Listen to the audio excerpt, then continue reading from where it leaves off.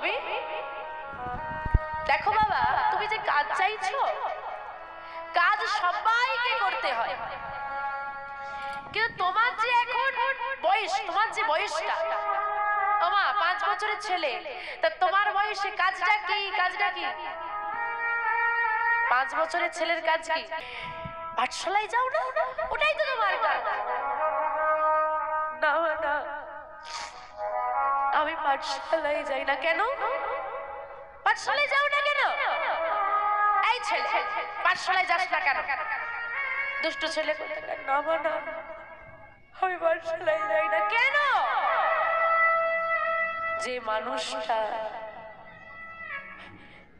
মানুষটা হাতে ধরে পাঠশালায় নিয়ে যায়, আমার জীবনে সেই মানুষটা নেই। আমার বাবা নেই গো, আমার বাবা।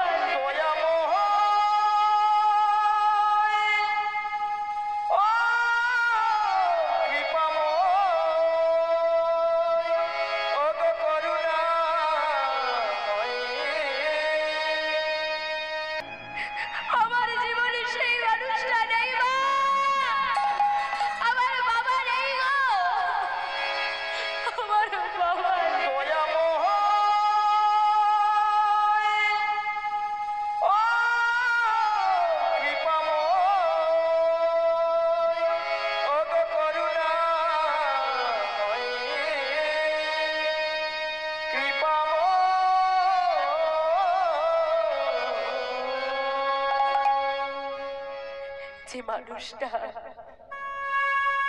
হাতে ধরে পাঠশালায় নিয়ে যায়, আমাকে তো সেই মানুষটা হাতে ধরে পাঠশালায় নিয়ে আসেনি। আমি কি করে পাঠশালায় যাব? জানো মা, ওই যে খেলা করার কথা বললে, আমি খেলতে যাই, মা বারণ করলেও যাই। জানো অনেকদিন কি হয়, খেলা করতে করতে আমরা ভুলেই যাই যে বাড়ি ফিরতে হবে। সন্ধ্যা হয়ে যায়, আর সন্ধ্যা হয়ে গেলে ওই খেলার মাঠে সবার বাবা তাদের সন্তানদেরকে ফিরিয়ে নিতে আসে। বিশ্বাস করো মা, আমি দেখেছি আজ পর্যন্ত কোনোদিন আমার বাবা আমাকে ফিরিয়ে নিতে আসেনি। আমার সব বন্ধুরা খেলনা নিয়ে এসে আমাকে দেখিয়ে বলে, দেখ রে দেখ, আমার বাবা দিয়েছে।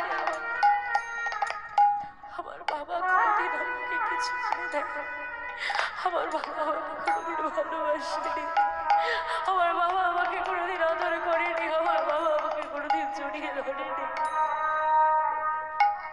খোকা, তোর বাবা কোথায় জানো মা? আমি একদিন আমার মাকে জিজ্ঞেস করেছিলাম, ও মা, সবার তো বাবা আছে, আমার নেই কেন? আমার বাবা কোথায়? আমি দেখেছিলাম সেদিন আমার মায়ের দুটো চোখ দিয়ে জল নেমে এসেছে। আমার মা কাঁদতে কাঁদতে আমার ঘরে থাকা রাধা মাধবের দিকে দেখিয়ে বলেছিল, তোর বাবা কোথায়? ওই রাধা মাধবকে জিজ্ঞেস কর, ওই মাধব জানে তোর বাবা কোথায়। আমি জানি না রে, তবে শোন, আজকের পর থেকে কোনোদিন তুই আমাকে আর তোর বাবার কথা জিজ্ঞেস করিস না, এই তোকে বলে দিলাম। মা, এ জগতে প্রথম যে মানুষটা হাতে ধরে বলে ভয় নেই আমি আছি, আমাদের জীবনে সেই মানুষটাই হলো বাবা। যে মায়ের মাথার ঘাম পায়ে ফেলে পরিশ্রম করে দিন শেষে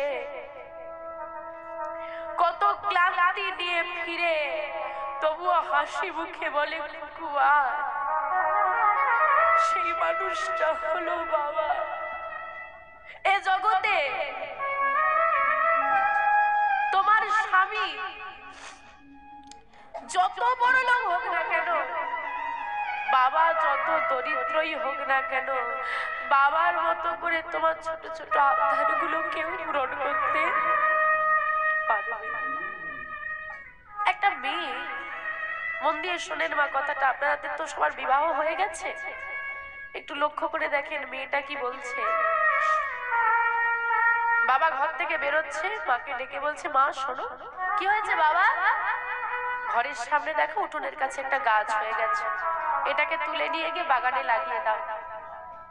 হ্যাঁ, বড় গাছ তো, এটা আম গাছ হয়ে গেছে, এটা বাগানে লাগিয়ে দাও এখানে। মেয়েটা বলছে বাবা দেখো এই উঠোনের সামনে গাছটা কত সুন্দর লাগছে না দেখতে, থাক না এখানে না মা, বড় হয়ে গেলে এটাকে আর তোলা যাবে না, যাও গিয়ে বাগানে লাগিয়ে দাও। মেয়েটা বলছে কেন বাবা, বড় হয়ে গেলে তোলা যাবে না কেন? কেন তোলা যাবে না? শেকড়টা মাটিটাকে আঁকড়ে ধরে ফেলবে বড় হয়ে গেলে, আর তখন যদি তুলে নিয়ে যাও তুমি অন্য জায়গায় লাগাও তখন আর বাঁচবে না। ওই শেকড়টাকে তো ছিঁড়ে কেটে নিয়ে যেতে হবে, উপরে নিয়ে যেতে হবে, তখন আর বাঁচবে না। এখন ছোট আছে, মাটিটাকে কম আঁকড়ে ধরেছে, এটাকে তুলে নিয়ে গিয়ে লাগিয়ে দিলে বেঁচে যাবে। বাবা, ও বাবা,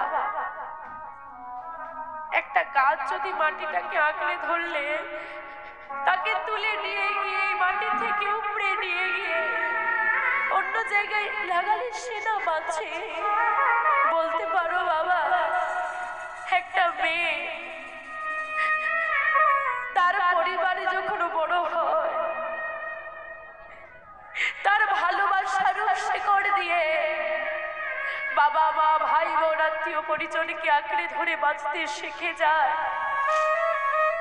যখন সে ওই মাটিতে বড় হতে শুরু করে, বাঁচতে শিখে যায়, তখন তাকে যদি ওই পরিবার থেকে উপড়ে নিয়ে গিয়ে ওই গাছের মতো যদি শেকড় সহ ওই পরিবার মাটি থেকে ছিঁড়ে নিয়ে গিয়ে অন্য একটা বাগানে লাগিয়ে দাও, সে কি বাঁচতে পারে বাবা? বাবার দুটো নয়ন দিয়ে বাড়ি নেমে এসেছে। বাবা বলছে এই জন্যই তো বলা হয় মেয়েরা মা। মা এমন জাতি যে মুখ বুঝে সব সহ্য করে নেয়, শুধু পরেকে সুখে রাখবে।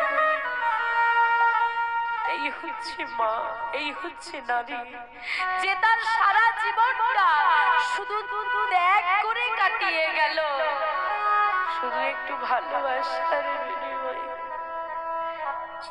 এইখানে অনেক বাবারা বসে আছো, অনেক মায়েরা বসে আছো, শাশুড়ি মারা রয়েছে, অনেক বৌমা রয়েছে। আমি প্রত্যেককে বলছি বাবা, কেউ এখন সংসার জীবনে শুরু করোনি, অনেক ছেলেদের বিয়ে এখনো হয়, কেউ হয়তো সবে মাত্র প্রবেশ করেছো, কেউ হয়তো অনেক বছর কাটিয়ে দিয়েছো। যারা কাটিয়ে দিয়েছো তারা হয়তো জীবনে একবার হলেও আপনার স্ত্রীকে বলেছেন কি বুঝবে রোজগারের কি জ্বালা, সংসারে কত খরচ, শুধু তো নিয়ে এসো বলতে থাকো, হ্যাঁ বাইরে বেরিয়ে দেখো না কত খাটতে হয়। কি বলেছেন তো বাবা? মা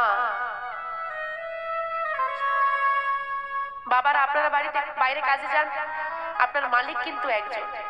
যে মেয়েটা ঘরে কাজ করে তার মালিকের অভাব নেই, সবাই তার মালিক। হ্যাঁ, সবাই তার মালিক না? ছেলে বলছে মা এটা বানিয়ে দাও, শাশুড়ি বলছে এটা খাবো, শ্বশুর বলছে ওটা করে দাও, হ্যাঁ এই জামা কাপড়গুলো কেচে দিবে, তারটা কেচে দিতে হবে, সবাই মালিক। ফারাক তুমিও কাজ করো, ওই মেয়েটাও কাজ করে, ফারাক এতটুকুই, তুমি মাসের শেষে মাইনে পাবে, ওই মেয়েটার কোনো মাইনে হয় না। সারা বছর খাটে, কোনো ছুটির দিন নেই। হ্যাঁ, আপনাদের সপ্তাহে তো ছুটির দিন, হ্যাঁ তো বাবারা যেদিন ছুটি পায় রবিবার, সেদিন মায়েরা কি ছুটি পাবে? সেদিন আবার বলে অনেকদিন পর ঘরে আছি, বেশ ভালো করে রান্না করো, সেদিন আরো কাজের চাপ বেড়েছে। সারা বছর মেয়েটা খাটে, মাইনে তো নেই, বোনাসও নেই, আবার মেয়েটাকে যদি কিছু ছোটখাটো কিনতে হয়, হাত পেতে চাইতে হয়, দেবে? এত খাটে, তবুও তুমি 10 টাকার একটা টিপের পাতা নিয়ে এসে ধরিয়ে দিলে তাতে তার মনটা খুশিতে ভরে যায়। তোমাদের মাইনে থেকে মালিক যদি 100 টাকাও কেটে নেয়, মন দুঃখে ভরে যায়, আর তারা সারা বছর খাটে, বিনিময়ে পুজোর সময় একটা ভালো শাড়ি দিলেই মন খুশি হয়ে যায়। এটাই তফাৎ, বলো না? এই যে ছেলেরা, হ্যাঁ, এই যে তোমাকে না পেলে না আমি মরে যাব, বলে তো, বলে মরে দেখা, যদি বেঁচে যাস আমি তো, যদি মরে যাস তুই ভগবান। যদি মেয়েটা বলে যে তোমার জন্য আমি জীবন দিতে পারি, কি দেবে? ও মা, জীবন দেবে কারোর জন্য? দেবে না? দেবে না? দেবে না? কি দেবে কারোর জন্য জীবন? দেবে না? মায়েরা অলরেডি জীবন দিয়ে দিয়েছে। কি করে?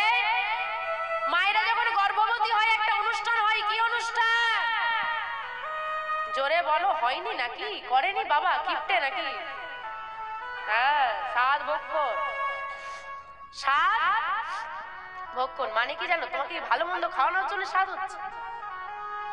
যা স্বাদ আছে মিটিয়ে দাও, সন্তান জন্ম দিতে গিয়ে ফিরে নাও।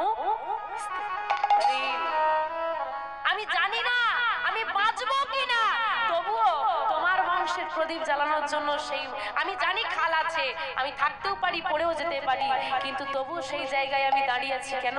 তোমার বংশের প্রদীপ জ্বলবে। যে মেয়েটা তোমাকে বাবা ডাক শোনাতে গিয়ে নিজের জীবন বাজি রাখে, তাকে কখনো ব্যথা দিও না। একটা কথা মনে রাখবে, ও বাবা, তোমার মেয়েকে যখন তুমি বিদায় দিয়েছিলে কষ্ট হয়েছিল? হ্যাঁ। যে জামাই সেজেছিল তার হাতে তুলে দিয়ে বলেছিল আমার মেয়ের চোখে কোনোদিন জল আসতে দিও না, সেদিন তো খুব দাঁত কেলিয়ে বলেছিল না? গ্যারেন্টি দিচ্ছি জল আসবে। হ্যাঁ, জল এসেছে, কষ্ট তুমি দিয়েছো। হরি বল, হরি বল। তুমি যেদিন বাবার জায়গায় দাঁড়িয়ে নিজের সন্তানটাকে বিদায় দেবে না, সেদিন মনে করো তোমার শ্বশুর কি বলেছিল। নিতাই হরি হরি হরি হরি। এই হচ্ছে নারী জীবন। তাই মায়ের মতো ভালোবাসা, সে তো ব্যথা পেয়ে পেয়ে হচ্ছে, বলো মায়ের মতো ভালোবাসা কজন দিতে পারে বল? তোর বাবা নেই না? আচ্ছা, তোদের সংসার কি করে চলে? মা পরের বাড়ি কাজ করে, বড় অভাব আমাদের ঘরে, দাও না মা একটা কাজ। আরে তুই যে বয়সে ছোট, তুই কি কাজ করবি বল? কি কাজ করব? ওমা ওমা, ওই যে তোমার ঘরের বাইরে অনেকগুলো গরু রাখা আছে তোমাদের তো, হ্যাঁ, ওই গরুগুলো চড়াতে দাও। না না না, ও তো বড় বড় গাভী, তুই পারবি না। একদিন তো দাও, যদি না পারি পরের দিন থেকে তোমার ঘরে আমি আর আসবো না। বেশ, কাল থেকে কাজে আসি। কাজ হয়ে গেল। ঘরে এসে মাকে যখন সব বলেছে, হ্যাঁ গো, কার মা আছে 5 বছরের ছেলেকে কাজে পাঠাবে? হ্যাঁ, মারেও যায়। আমি কি মরে গেছি নাকি? এতটুকু ছেলেকে আমি কাজে যেতে দেব না? বলছে ও মা দেখো, শোনো না, শোনো না কি বলি। আচ্ছা, আমি তো কথা দিয়ে এসেছি, বলো না গেলে খারাপ লাগবে না? তুই পারবি না বাবা, শোন আমার কথা। আচ্ছা মা, আমি যদি না পারি কথা দিচ্ছি আমি পরের দিন থেকে আর যাবো না। কথাটা সহজ মনে হচ্ছে না? এর মধ্যে একটা বিষয় আছে, কি? আত্মবিশ্বাস। কথা দিচ্ছি যদি না পারি পরের দিন থেকে যাব না। মনের কতটা জোর ওই ছেলে, না পারলে যাব না, তার মানে সে জানে আমি পারবো, পারতেই হবে। এই যে পারবো নয়, পারতেই হবে, এই জোরটা রাখতে। কথা দিচ্ছি যদি না পারি পরের দিন থেকে যাব। বেশ, সকাল হয়ে গেল, মায়ের চরণে প্রণাম করেছে। কি করেছে? মায়ের চরণে প্রণাম করেছে। আমাদের বাড়ির ছেলেগুলো চাকরি যায়, মায়ের সঙ্গে ঝগড়া করে। শেখাও, সকালবেলায় উঠে প্রথম কাজ গোবিন্দকে প্রণাম করো, বসমাতাকে প্রণাম করো, ঘুম থেকে উঠে পিতা মাতাকে প্রণাম করো। এই শিক্ষায় বড় করো। না হলে প্রণাম করবে না, দুদিন পর বলবে কি, এখন তো তাই বলে, পা লেগে গেলে কি বলে? কি বলে? পা লেগে গেলে কি বলে? বাংলা ভাষা বুঝতে পারছে না, সরি বলে না। দুদিন পর ওটাই চলবে, প্রণাম উঠে যাবে। আরে তাও এখন আবার একটা লেটেস্ট প্রণাম এসে গেছে, কেউ যদি রাস্তা দিয়ে যায়, পাশে মন্দির, কেরাম করে প্রণাম করে।